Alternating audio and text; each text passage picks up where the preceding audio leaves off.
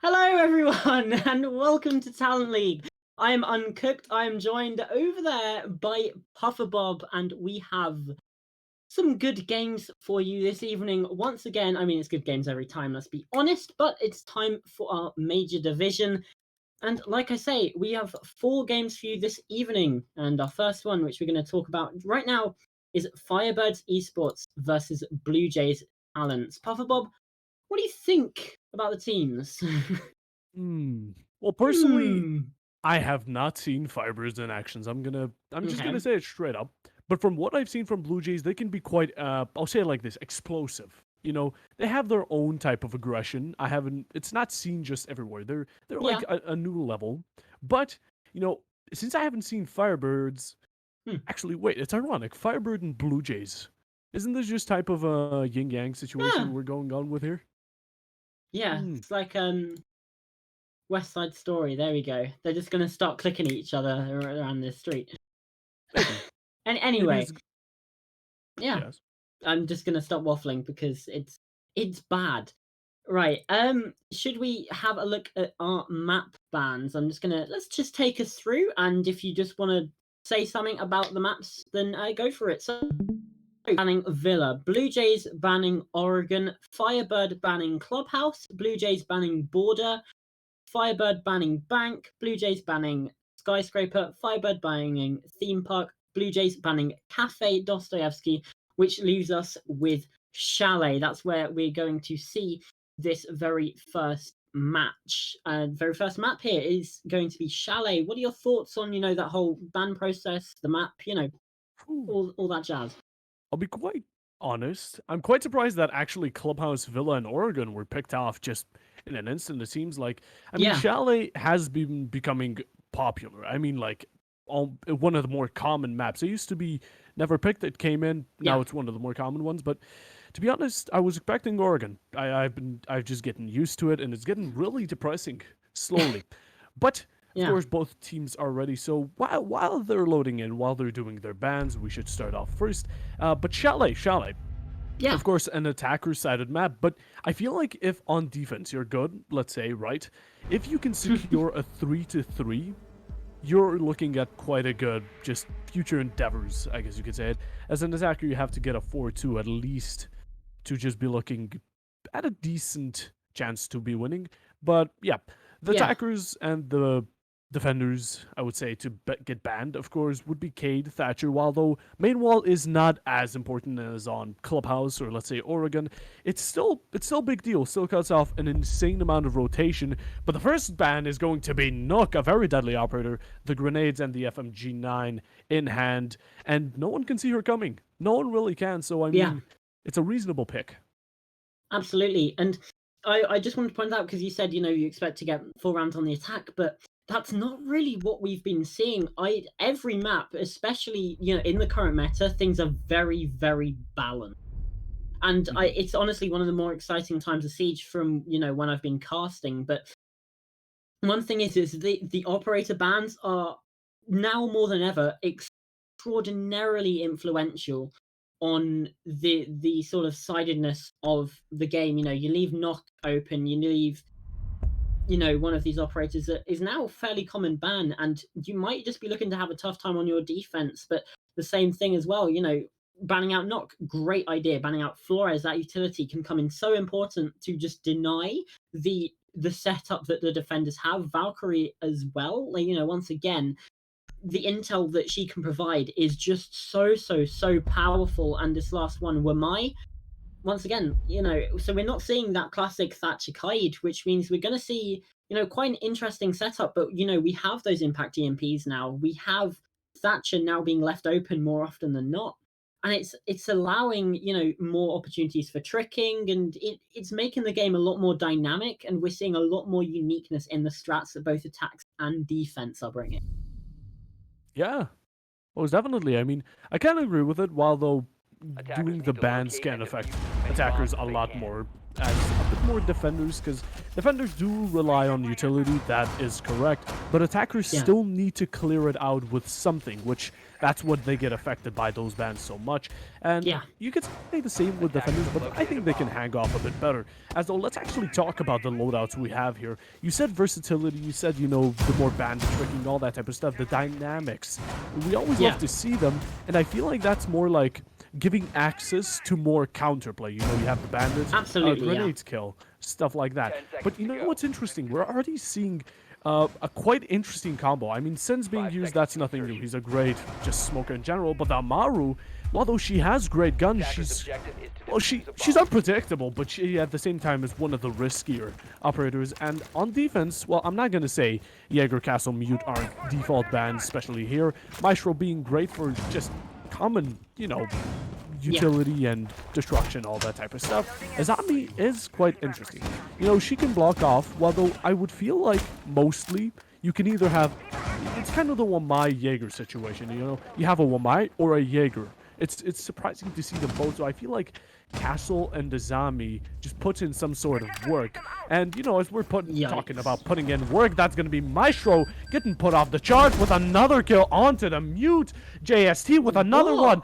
And BLUEJAYS going off on a spree. It's a 2v5 already. Not even a minute has passed. Holy. Yeah, FireBird really getting caught off guard here in the early section of round number 1, which means they still do have this vertical, but not much else. Chris is able to find Grumberky now on that site, but he is going to get a hefty amount of damage taken down onto him as Ganti gets that plant on the floor. Chris now down 1 versus 4 for Dodo, has to try and retake, and it's not going to be able to be done. Direct trade there. Oh my god, sorry. Yeah, I'll be taking over for just a second. Yeah, pretty much it was just, holy FireBirds right now went Holy absolutely FireBird. down. That's what you're gonna laugh about, really? No, but yeah, BLUEJAYS just went in ham. I mean, the first 3 kills, those were essential as hell because you can just play off of refrags after that. And I mean, then they went for trades and it worked out. They got sight, they got breach, and they caught them off guard. And my god, can I say that Aruni worked out? Not even a Castle and a Azami could stop her both at the same time. But of course, that will be the first round of today. Of all the 4 matches we're going to be seeing, going to BLUEJAYS. I mean, if this is indicative of the kind of stuff we're going to be seeing today, then we're in for an exciting ride, I'll tell you that much, Bob. But now, I mean, pretty much similar setup here from FireBird, still on this this kitchen dining site. Instead, though, of the Maestro, they're bringing along the smoke. That's on, you know, just directly traded out those 2 operators. Attackers are heading out on the side of BLUEJAYS, so something completely different. We no longer have the Amaru, we no longer have the Sense, instead we have an Ossa and a Sledge. And I think the Ash has been, like, passed about a little bit as well, or something like that. But yeah, so much more dynamics from the attack, but I mean, FireBird, hopefully they have an idea of what went wrong, because it was a very, very damaging loss there in that first round. They need to fix something, otherwise they definitely risk losing this early advantage that they could have. Reloading! I mean, right now BLUEJAYS are already going in quite quickly. That's the explosive power, I guess, aggression they have. It's interesting, but I feel like switching out, I feel like the Amaru, my mistake. The Amaru in the first round was kind of just to catch them off guard, to get them on their toes, you know, make them a bit more scared of their surroundings. So, I mean, if it worked out, a strategy well planned. But the upstairs is going to be quite contested. I mean, Dodo right here trying to protect it as a refrag, it seems like, goes down. Brumbarchi, the Ash player, gets taken out, but so does, you know, as the Mute. We will be seeing probably a lot more of those, as, I mean, these teams just seem extremely aggressive at each other. I mean, you can have 1 second just, you know, it being nothing. The other seconds, the plan's down, smokes are out, 2 players are dead. There's a Tachanka just spraying his fire all across land. You don't know. It just happens all in an instant. Yeah, absolutely. And one thing I was going to say, instead of the Wamai, I was kind of expecting a Goyo ban. Obviously, you know, we've seen Goyo being quite an influential operator now. Nades coming up over the top of this breach. The smoke does come through, going to just obscure some vision, obscure some of what's going to be going down, although the Toxic Babes, in return from the defense, also blocked that off. It's a much slower round this time, and FireBirds, they did get that opening pick. That was, of course, Huno with the SMG-11, something you don't really say quite often. Here we go. Here comes the Impact EMP. Exothermic starts to go down. No breach denial, obviously, as Huno is dead, which means that can now be opened up. 45 seconds, Diffuser looks to now get inside of the bombs. I mean, verticality is being quite pushed off by the Osa. The smoke, I don't know if that was in his plan or not. No. Onto, of course, Icox with another one being transferred from the Ash. G36 in hand, but gets stopped. Actually, it was the Yana, not the Ash. Gets stopped instantly. As we're back to a 3v2. Still a man advantage. But this time it's going to be for the FireBird side, so they may be looking at quite a good side. I mean, upstairs still contested by the Osa. Will she help him out? I don't think the plant will go down successfully. The Jaeger pushes up. He gets the kill. It's a 3v1 situation. Diffuser on the floor. And Osa maybe picks one, but she will not be picking off a second one, as the castle will be finishing the job. And that's, I mean, that's a round going to FireBirds in their first round of today. And, well, I mean, it's an exchange of rounds. As like of, well, you could say exchange of lives, as well as a lot of refrags did actually, we did actually get a glimpse of it. So with that in hand, it seems like FireBirds are not so, you know, confident to go into kitchen yet again. They don't want to test anymore, so they feel like, you know, going bar would be a better solution. So what would you say? Bar or kitchen? Well, obviously they can't go kitchen again. They just won there. They have to wait until round number 5 to do that. In general, bar, it's difficult. Bar, you don't really see a lot of nowadays. So it's difficult to gauge how well it sort of plays out. Although you do often see the two primary sites now being at basement, which, you know, say 3-6 months ago was hardly even touched. And now the top floor used to be the primary site, now fallen out of favor. Bar, I think it's still probably going to be in quite a good spot, but yeah, you don't really see it as much as you used to. It's now more of that tertiary site for most teams. So it's difficult for me personally to gauge how it is, and it is so dependent on the lineup that these defenders are bringing in.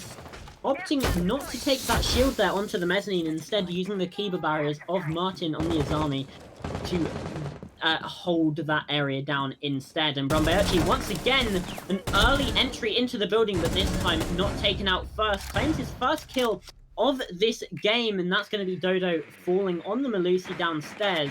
So now 30 seconds have gone by the wayside, and BLUEJAYS once again making that early entry and getting that early pressure and kill. Yeah, I mean, it's always the Ashe. I feel like Ashe is just made for this. There's not even, like, lore or anything behind it. She's just made for it, as of course... Fast. Well, though she may have gotten the first kill, that's not going to be the second for her, as Omega Unknown will be getting taken out. The Jaeger off the team. It's back to a 3v5. Just like the first round, I mean, the aggression is insane on BLUEJAYS, and just like we said, Ashe is made for this. Of course, another kill from the Yana, while though she does share the same gun. It's not going to be Ashe completely, as Martin gets taken off the board. It's a 5v2 with 1 minute and 40 on the clock. And a 1v5 Ashe onto Kuno. What is happening? Chris is now alone in a 1v5 situation. Will he be able to finally clutch it up? I mean, he has to hold out for a minute and a half. Not too long, but not too little either. And I mean, with a DMR against all these bloodthirsty attackers, it's... I want to say it, but it's quite hard. Yeah, absolutely. Obviously, this doesn't even come down to the bomb site, I think. I think this is just like... there wasn't really much pressure onto the bomb site itself, to be honest. This was more, you know, the off-site positions not being held correctly. And there we go. Icox locks it down, shuts him out, and that's a flawless round here from BLUEJAYS. So, you know, once again... Okay, that's just... Well... That's just, you know, rubbing salt into the wound there. Either way... Second round for BLUEJAYS, once again displaying their prowess here in getting those entries. And I did say that this was unusual, but I haven't seen the top floor and chalet in quite a while. But FireBirds bringing it out, opting not to go to that basement. I mean, it's certainly a choice. It might be a good one, it might not, but, you know, the site choice didn't really come down to it in that last round, I feel like. I think it is more of those off-site positions. that saw FireBird getting caught out. So they need to have a bit of a stronger game. They could roam game even. They could have gone to bar again, to be honest. And if they played that roam slightly better, it could have worked out for them. But I mean, hey, who knows?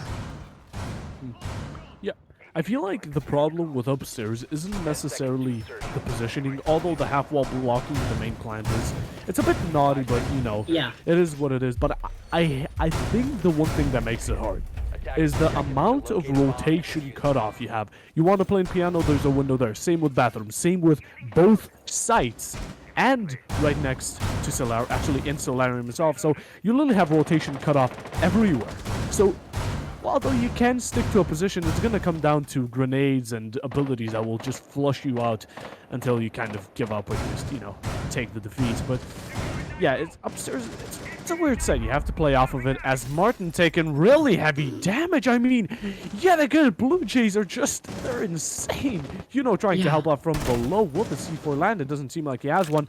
As Omega Unknown takes some damage himself, it's going to be Warden and Jaeger looking at one bullet or one fart for Jaeger away from death. I mean, Jaeger right now, he could literally just drop off a toilet and he would die.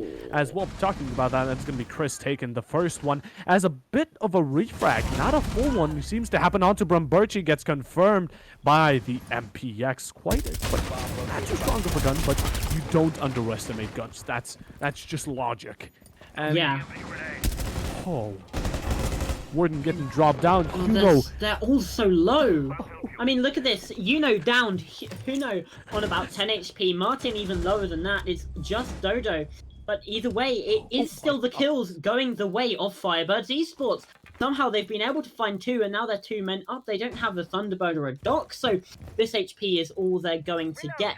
But they are still finding themselves in an advantageous position, although if you do add up the total HP, it is actually BLUEJAYS that find themselves having the advantage in that regard. But 75 seconds left to go now. FireBirds, they just have to hold on. They know where this push is going to be coming from as well. They know there is at least one player on that library side, but are they aware of the position of Thumbs? That is going to be the main thing I'm looking for, and JSR has so many angles to watch. Finds one, and this could be, if someone's not watching, but Martin takes him out. Thumbs now on this balcony. Position is known. 55 seconds is certainly enough time to be able to win this round, but it certainly does not look like.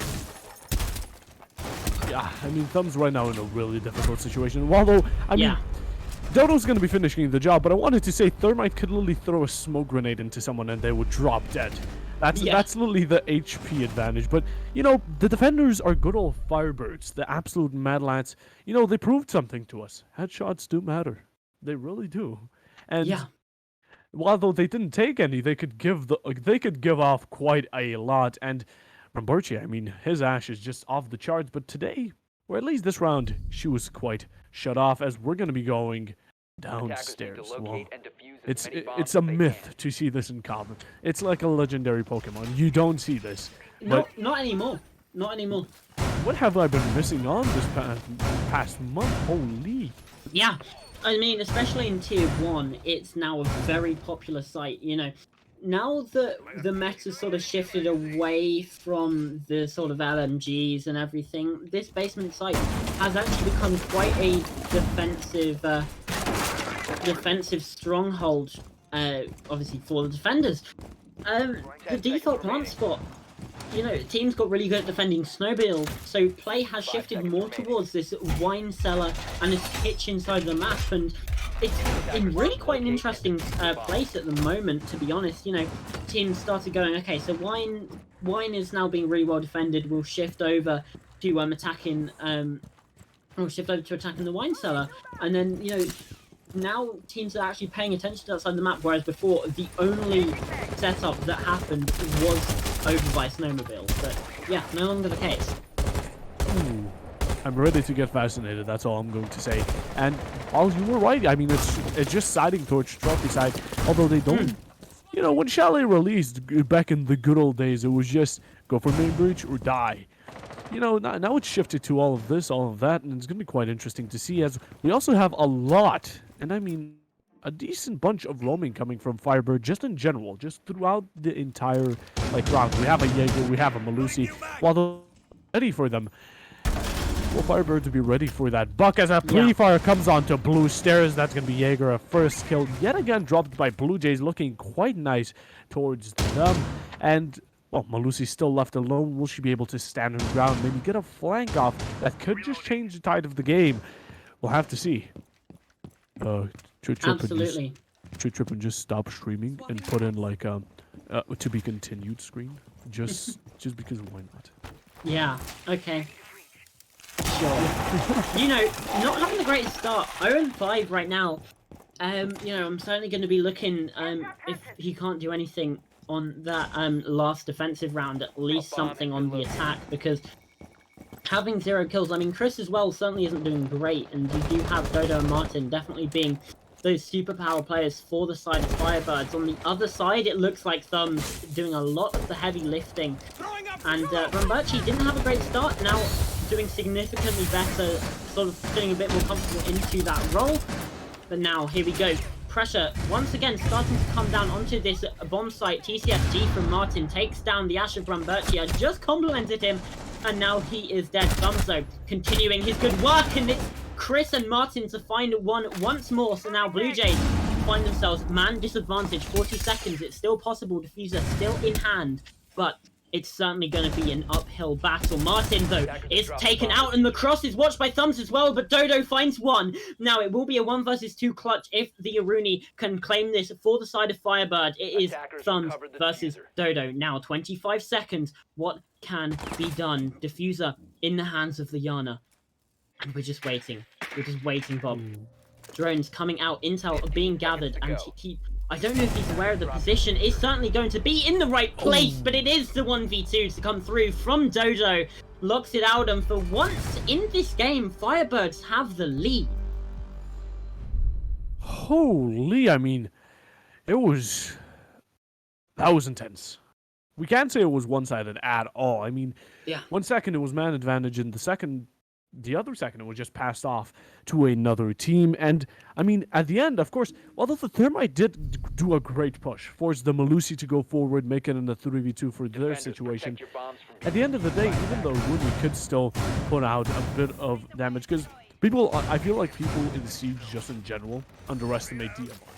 Because, maybe they have a slow fire rate, but you forget that they can literally just two-shot you in the body. It's not too bad. And also just click faster.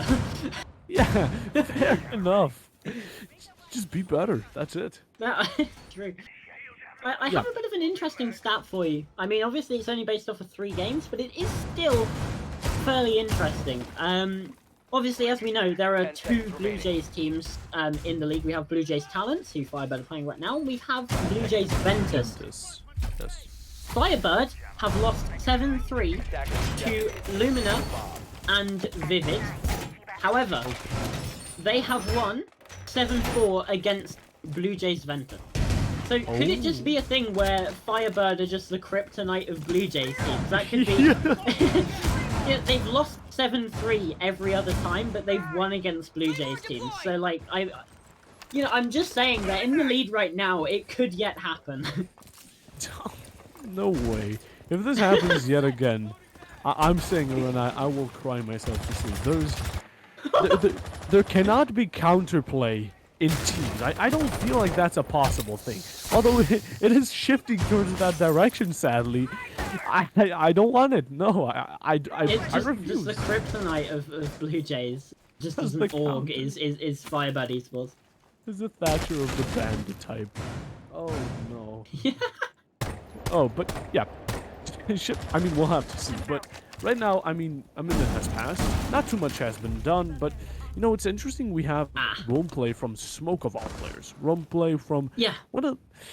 I don't feel like that's... It can be situational, of course, but I feel like maybe putting, yet again, a Jaeger would be a bit of a better switch, but of course that's not going to be available right now as Jaeger is taken out of the match, and wow, that was an explosive reaction all the way from Huno, and... yeah, putting the man advantage down, making it a lot more even as JSR gets finished off by a shotgun. Was that the one the raining smoke? Yeah. No way.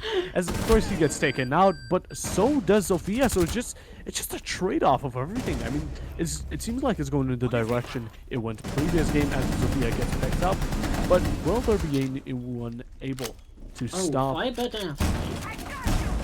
My God. Bit of an issue. You kind of need that when you're defending. I mean, I'm not a Siege pro, but like from my understanding, if you're a defender, you need to defend the bomb site. That's one of my that's my big wisdom for everyone at home today. If you're a defender, you need to defend the bomb site. It looks like they might be playing for a bit of a retake here. There's now Martin still over on this lobby side. Chris rotating underneath up those west main stairs. The audio cue will come out. Obviously, Ganti very low. Brumberchi, a little bit damaged. Icox fully damaged. Brumberchi though takes down Martin. Chris in the 1 versus 2 now. Tries to swing round the door. Takes to take one fight. The fight down long is not going to be found. Pistol now. Shots coming through. And there's the second. It's very possible, but no. Icox shuts it down. A 3-3 half here on the defense and on the attack. And Chalet proving once again to be one of the more balanced sites here inside of Tom Clancy's Rainbow Six Siege. Well, I mean, of course, it seems like the roles were swapped. It seems like attackers were set up for a bit of a babysitting on site, but although that was quite unfortunate, I feel like it was very possible for that comeback. It was there. And, you know, you've said this is the balancing of site. That is the perfect example we've seen. It was down to the gunfight and the skill, of course, thinking of the players. But, you know, FireBird right now 3-3 with BLUEJAYS, and it's actually not bad. And you said, well, you did say that 7-4 they did win against the other BLUEJAYS Ventus, I believe. Yeah. So they're attacking, which, if I'm correct, is still in the meta. Well, is still in the higher ranks. Attacking is better than defending, correct? 10 seconds insertion. It's really hard to say. I know in at least EU there are some really big attacking struggles at the moment in the tier 1 scene. Looking at tier 4, I didn't cast last week, so I can't really give you you know, the meta is like evolving very quickly right now, so I can't give you an exact value on that. And that's Spawn Peak from Brumberchi. Just to stop me in my tracks and interrupt my train of thought there.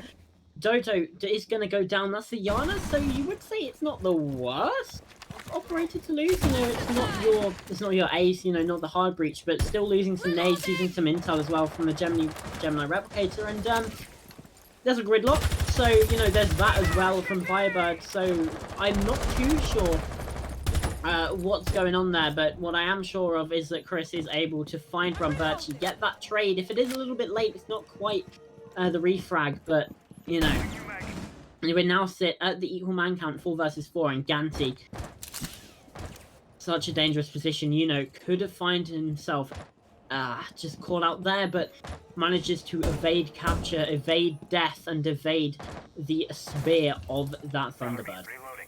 I mean, it's not looking any exciting right now. I mean, we could say this for any team, but it's just really up to the gun skill and how they manage their utility. We cannot make any predictions. I mean, there's no man advantage. There's nothing.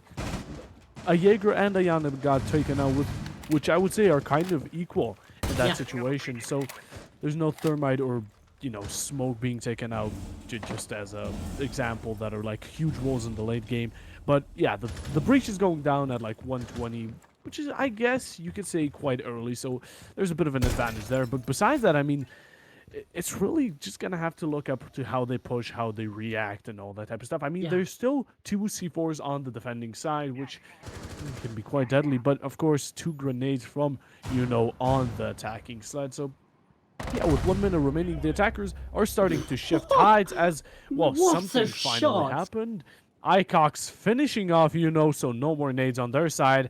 And, well, look at the length of that shot, by the way. Icox is inside of that bedroom closet. You know, was all the way on the lobby, like the fireplace stairs, like on the top of mezzanine.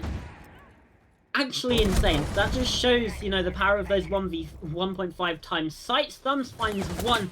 As Chris is able to take down JSR in the meantime. So that's a C4 gone as well. That's that end utility that we spoke about. But There's only 25 seconds left, Puffball, which means there's not much time for FireBird. They have to just push, and they have to just push now, because they are not going to have time to hold angles. Chris needs to try and find this diffuser. And look at Thumbs, he's rotated all the way up, takes down the ace, and that's now basically going to be this round all over and done with. Is watching the flank, but can't even get that. What a round from Thumbs, at least 2 kills, possibly even 3. And that puts BLUEJAYS Talents once again in the lead. Putting that alibi to work, like, my goodness, that was a nasty shot. And can we... who's the Rooney? Can we just give, like, a Icon. bit of... we have... you have gained all my respect. That was... You were an absolute sniper. Oh. No, but just listen, okay? Who needs Cali when you've got a Mark 14? Exactly, that's what I'm saying.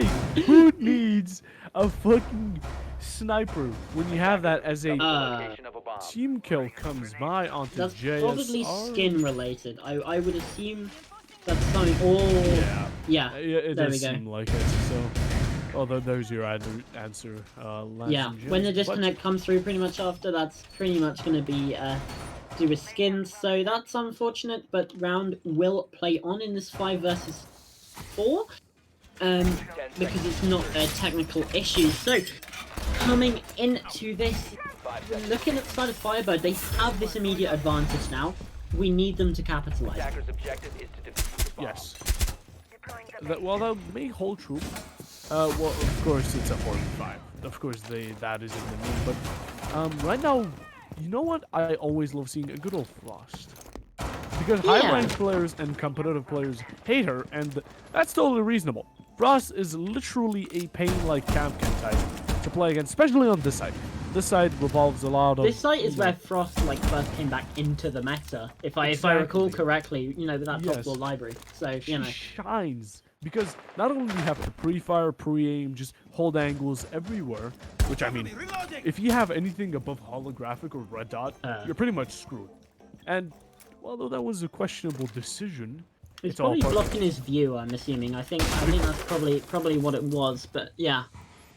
He's thinking outside of the box. He's destroying the gadgets of the attackers. They don't get the points from it, it's like... Exactly. He's just like when players in ranked destroy the empty Rook armor case just so that they don't get the 10 points from... Okay, swing coming out from Martin. Gonna get caught out a little bit, not able to dish the damage in return. Icox now inside of library is going to be facing a lot of pressure from a lot of different angles. He's going to use those Kiba barriers just to block off that window, just for a little bit of peace and quiet, a little bit of respite from the constant pressure. But now nades come through as well.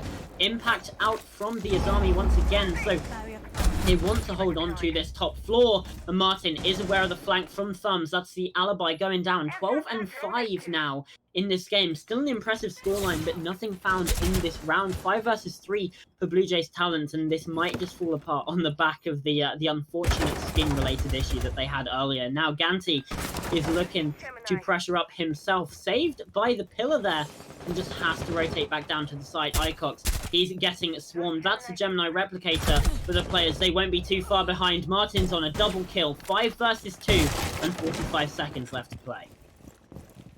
Holy, it's very intense, and it's very hard for BLUEJAYS here. They're in a very tight position, especially when a 2v5, although the HP is not looking too good for Martin and Chris. It still doesn't matter. The man advantage is there, and headshots do count in this position.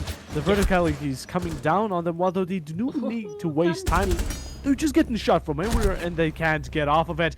As the Jaeger comes in with a kill, but quickly shut down by the Yana player. It's a 1v4 situation. 15 seconds on the clock.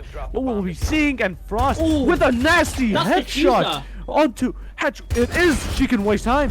The Nomad pushes her, but that will be, sadly, the shutdown of that clutch.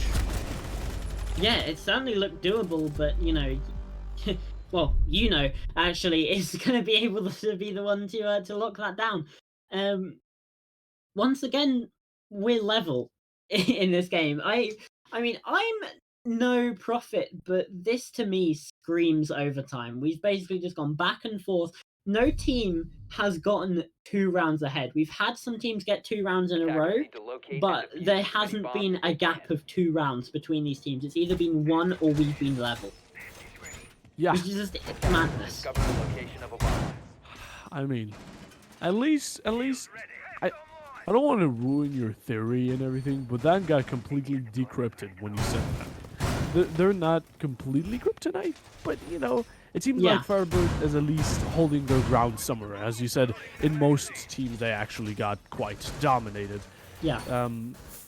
They got just- 7-3, so you know they're already doing better than 10 that seconds to against the go. Blue Jays team. So at least there's some improvement. You know, there's always Yeah. you always love to see it. But yeah, with that in mind, let's see at. I mean, the loadouts do have changed over time, but there has been a Nomad added. Same with Zofia and Ace. You know, switched out for the. I guess you can say it properly. But going back to Bar, you know, first time it didn't work out. Maybe second time's the try. But yeah, I don't think they're going to be going up for that. Third time's the charm. I think they're going to switch before that can happen. As yet again, Blue Jays actually FireBird going in quite hasty, very quickly, just like Blue Jays at the start. So, you know, there's confidence and there's just that aggression that you always need to control perfectly. And with that in hand, I mean, verticality is quite important. If they can get a hold of verticality, I feel like defense is just lost. At that point, it's almost impossible to defend.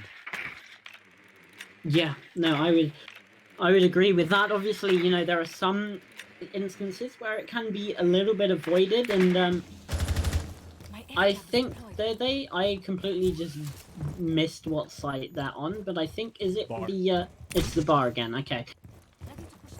So yeah, verticality is, like you said, very, very important. There are some situations where you can get away with it, especially, you know, being in that pantry. Excuse me. Being in that pantry, you know, you can't really get killed from the vertical angles there, and yeah, the swing in from thumbs on the Azami. Not quite catching out Martin, but now we have this full force of Blue Jays. They're going to be able to hold on to this top floor a bit more aggressively. And there we go. Chris, though, is still able to find that first kill onto the Frosted Ganti. And now flashbangs come through. Nade as well, and Brumberchi goes down. C4, though, from Icox, and it's an explosive response to the explosion. And now the vault in, the player has been spotted, and Icox locks out Yuno. So it is a technical 3 versus 3. Well, Brumberchi is still down, but not out. But it looks like the trade might be able to come through, or the revive even, and indeed it does. JSR being the one to pick him up. So now 55 seconds even, and Martin is able to find one. Once again, we're at this equal man count in this equal game. It is just toe-to-toe every step of the way. Yeah, I mean, with the current situation that's been happening here, I kind of see equality. Jaeger and Zofia just sharing pretty much the same HP, and the other two players quite doing the same, but that's going to be dropped as Yuno drops. Of course, Brumberchi, that's going to be a 3v2 situation. For a second, couldn't count with the 25 seconds on the clock. Defenders are back. They're pushed away. They're pushed into a corner where they can't do much. I mean, the verticality just changes things so much. Icox, like the Jaeger earlier, tries to go for another play. But JSR actually gets finished off. Sight is on the attackers. Will he be able to play off it? Smoke.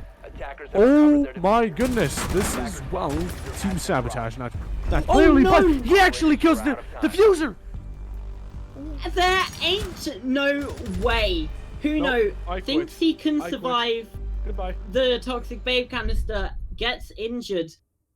The diffuser, Icox just is able to kill them. There's no time to rotate properly, and that just allows for the 1 versus 3 clutch there.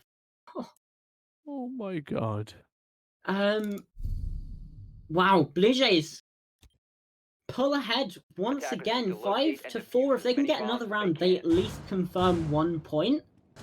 FireBird need to try and combat that as much as possible as they can. Yeah, I mean, right now, FireBird, although this may change up the pace, I feel like Blue Jays are actually adapting more than ever. I feel like Blue Jays right now can actually get that 2-round difference, so maybe they can get a 7-4. Although, it would be just back to the same scores we've seen from FireBird. It would still be but at least a bit of a change. Now, with that in mind, let's actually not forget that Blue Jays have been keeping up their pace quite decently. Although they haven't been doing perfectly every round, they actually did manage to at least hold their ground to some point. Same goes with FireBird, but Blue Jays just every now and then have like this instant explosion, like getting 3 kills instantly, getting a man advantage of 2 or 3 players. It's one big thing that can change up the game. Although it's not impossible to come back from it, it's still hard. Still a challenge, still something you need to do and work for quite hardly. As right now we're going on to upstairs, which is actually not too bad of a sight, as mentioned previously, but it's certainly rarer than we've seen it in this game. Like, I watched I don't think I've seen it played once in EUL this stage, and we've already seen it played like at least twice. So downs actually in either direction here. Thumbs is going to be the first one taken out. Bromberchi finished off as well. Is still downed, but there's no player to really confirm that. So the revive, the resurrection might just come through, and there we go. It does. 5 versus 3, as you can see at the top of your screen there. And yeah, things falling apart for Blue Jays. Icox not quite able to get that. Martin peeks back in, but once again, no shots found either way. So 100 seconds now and counting for this round. Blue Jays, they need to hold on, and they've given up a lot of control already. This breach can start to get opened, and that is really going to spell trouble. Yeah, I mean, it's yet again, it's quite early on in the round that it's actually happening. Oh, Icox got a kill. What a surprise. Oh, well, I'm not surprised. He's just an absolute demon with that DMR as well. Like, it's insane. He's insane. There we go. Breach opened up now a little bit later than we saw last time, despite the fact that FireBird are in a more advantageous position. And there we go. Ganti now equalizes the man count. That's Huno down. Chris still does have the diffuser, but this position much better from Blue Jays talents. They've been able to hold on thus far. And now Ganti, he's got a second onto Martin. And once again, Blue Jays talents, they might just get themselves up onto 6. They might just secure that 1 point. They might just get that. They might just get that another match point, and they do. JSR finishes it off, and I mean, it's ridiculous. Ganti with a triple kill. Cogs finishing the last one off. With JSR as well, also to help. 6-4 now. So, well, I wasn't completely wrong. It seems like there's a bit of a 2-round difference there, and for the first time in this game, yeah, at least we're seeing something.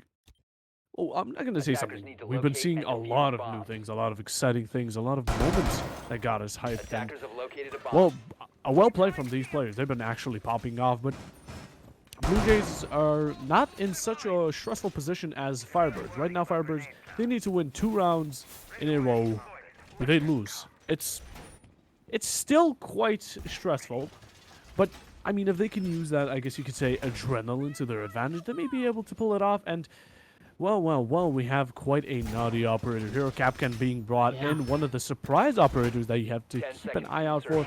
It shouldn't be too much of a problem, but we'll see. It depends on where the Capcans are put. We've been seeing the Alibi Jaeger quite a lot, and just, of course, Icox with I'm not surprised. I mean, he literally disproves the fact DMRs are bad. He is built different. You know Tachanka, how he's portrayed like a Chad? yeah. Just put Icox in that. Lord Tachanka, yeah. I mean, that's understandable, to be fair. I can get behind that, actually. Can we get an Icox skin for the Mark 14? I feel like it's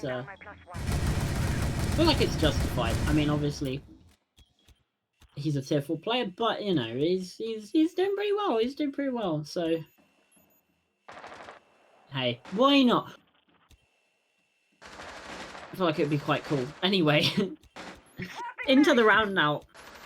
3, 2, 1. Breathe. We're calm. We're in. Now, having a look at this, kitchen and dining is tightened.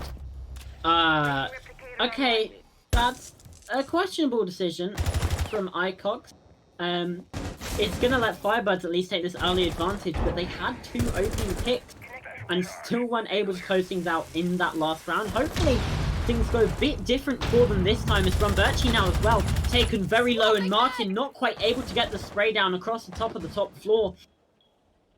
And this hold up above still going strong, but Huno is able to find the nade onto Ganti. BLUEJAYS still here in the piano.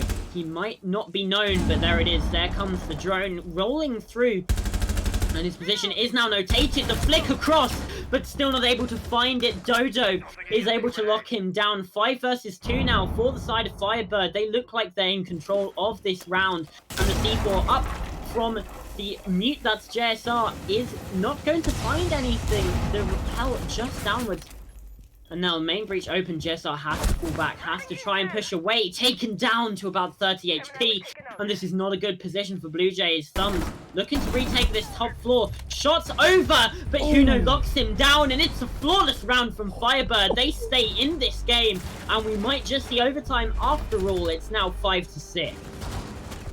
It's looking like it. It is most definitely looking like it. And FireBirds, holy, are they putting up a show of flawless rounds.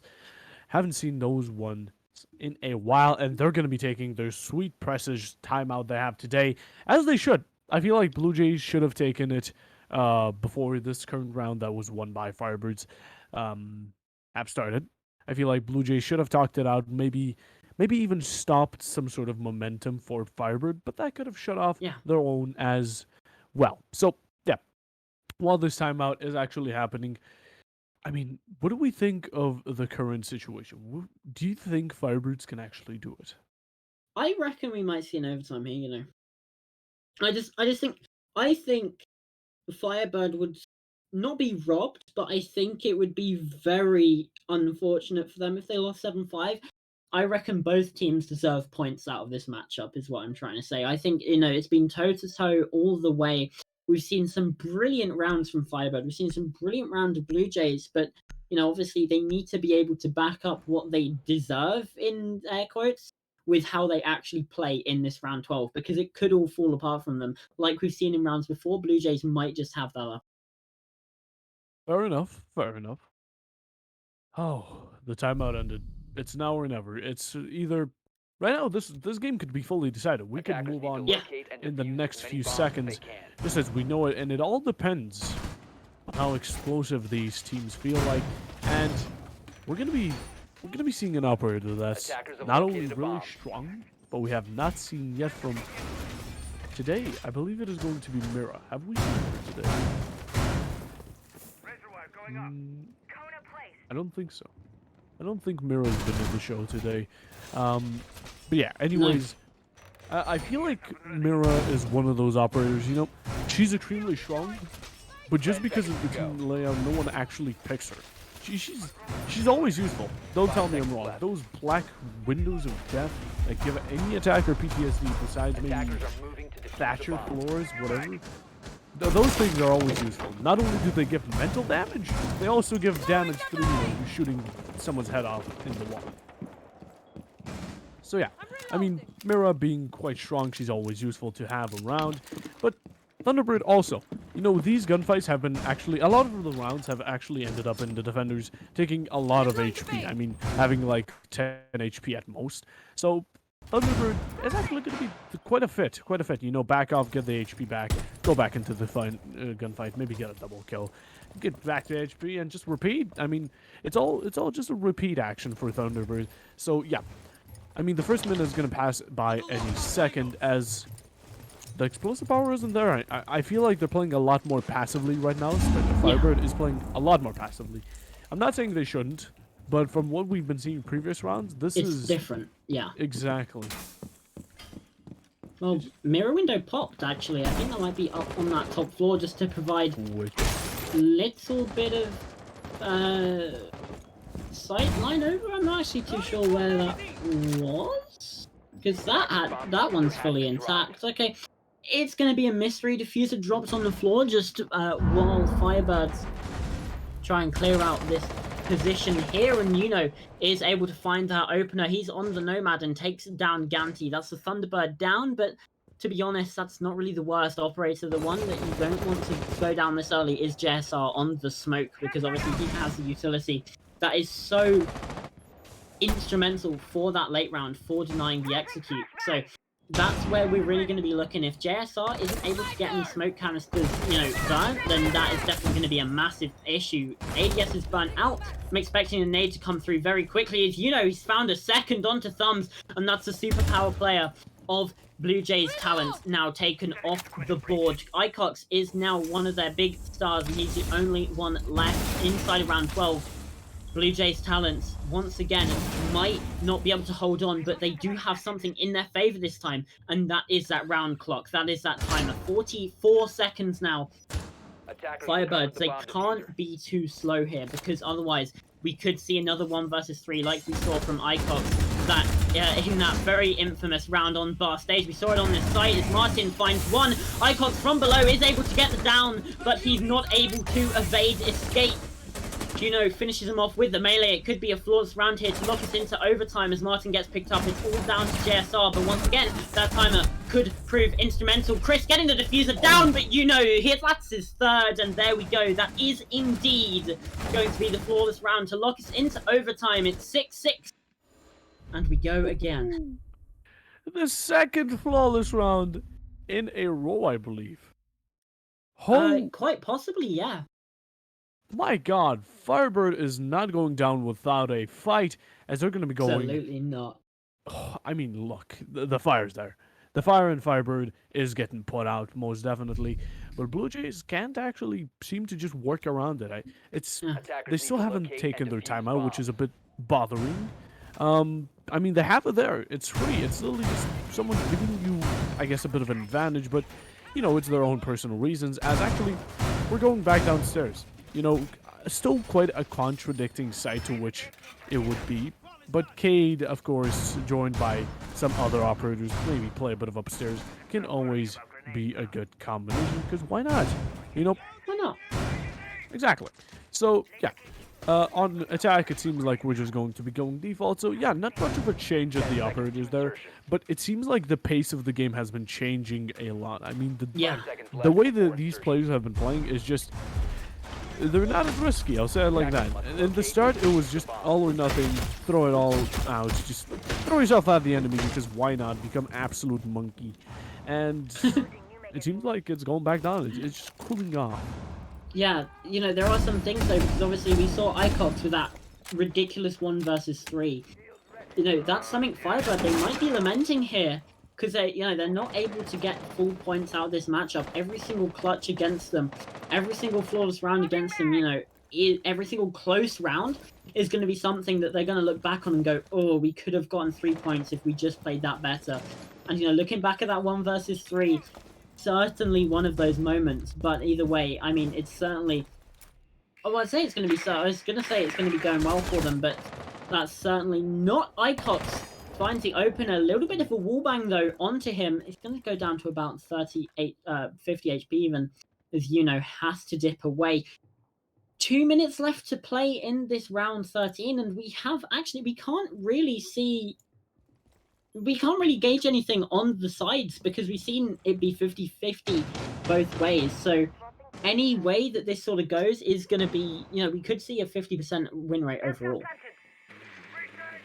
Very possible. I mean, it is there to be had in the first place, but right now the man advantage on the attacking side can actually change up the pace a bit. I mean, 1 minute and a half, not looking too bad. The breach should be going down any second right now, as the verticality and the upstairs, anything besides downstairs, has been completely, I guess, overrun by these attacking operators. Yeah, but with that in hand, I mean, the breacher is still alive, so it's fine. Actually, a Mega Unknown taking some damage himself, the Jaeger player. It's always the Jaeger players that take so much damage. They don't die. They just can't. It's impossible. But yeah, I mean, with that out of hand, I mean, Jaeger, Bug just sharing their HPs. It's whatever, but it is down to the remaining 50 BLUEJAYS stalled seconds. out a bit, to be honest. Like, they gained a lot of map control very early, and they've just sort of been waiting here. They've been trying to push Juno out of this position now, because they have this overwatch here from the hatch. If he tries to rotate back to the one side, he's going to get caught out, and I think he knows it. But there's another challenger that's approaching, and that's going to be Thumbs getting injured now. I think that is probably going to be on that door. Indeed it is, and this Toxic Babe now as well. JSN not able to push through. He's now going to swing. Martin finds Icox, but there's just calamity, and it's all falling apart now. 3 versus 3. FireBird holding on here in the last 15 seconds as Huno finds one as well. Is he going to be able to rotate? I don't think there's anyone on the hatch anymore, but he's not sure which way to look. Taken out by Brumberchi. Yash R4C finding that kill, and now it's all just about the frags here. In this last 3 seconds, Brumberchi swings round, finds one. Just has to hold off, but no, the diffuser is getting planted. Is he going to be able to find it? No! Blue Jays hold on. Round 13 goes their way in an impossible situation. The pistol whip is able to take him out, and that is now match point once again for Blue Jays talents. And are they going to be able to hold on this time? Because holy moly, that got close. Well, I mean, to be honest, I'll be quite honest, I was grabbing myself by the balls. That's how close it was. And with a 6-7 score, FireBird... Shush. Shush. Okay. FireBird... That caught me off guard. Okay, continue. Okay.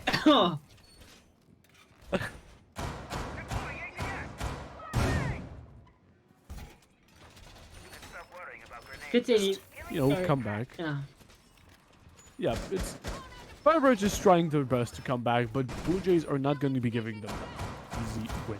Of course, although, yeah, I really can't decide right now. These teams feel equal to me. It's either one explodes at the other than the one back. It's just a rotation, man. I can't decide. This is confusing. But 5 seconds remaining. Yeah, most definitely. I mean, the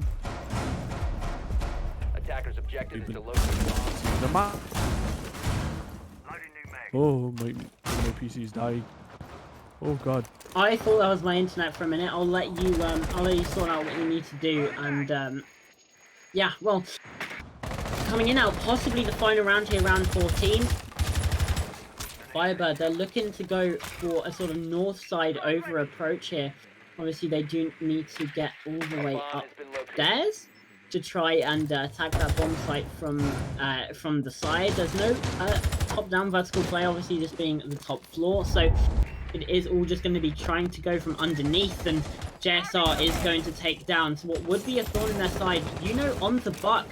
That's now all that vertical pressure now gone away. Obviously on the sledge, there's only so much you can do from below. It is going to be mostly on that buck, who is now once again taken out. So 1 minute now down, and FireBird find themselves at a disadvantage. They've at least taken points away from this, but you want that lion's share, you want that majority, you want the 2 out of the 3 points here. So fighting from this position, it's not going to be easy, but it's going to be your last chance now for the side of FireBird Esports, as Icox still farting about down below. Not really. There's not much pressure, to be honest, coming in from Blue Jays talents. From FireBird, even Dodo at least finds one onto JSR, but Blue Jays, they can sort of just sit pretty here. They don't need to get too aggressive, though, as I say, that Thumbs is going to be peeking these windows.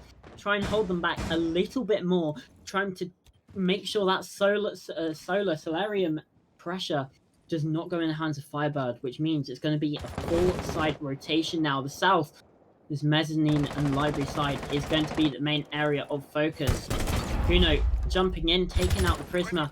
Now 1 minute left to go. The breach does start to get opened up here, and it means that FireBird, once again, it's a much later breach than we've used to seeing from them, especially on this site, but they have set themselves up for this north across, from the south across, clear even, and Martin is still on that backline over in Solar to try and get that backstab when they least expect it, but he's taking damage. I think they're aware of his position here, possibly in a bit of an altercation with Icox. He's obviously still downstairs. No, rotates back round to the blue side.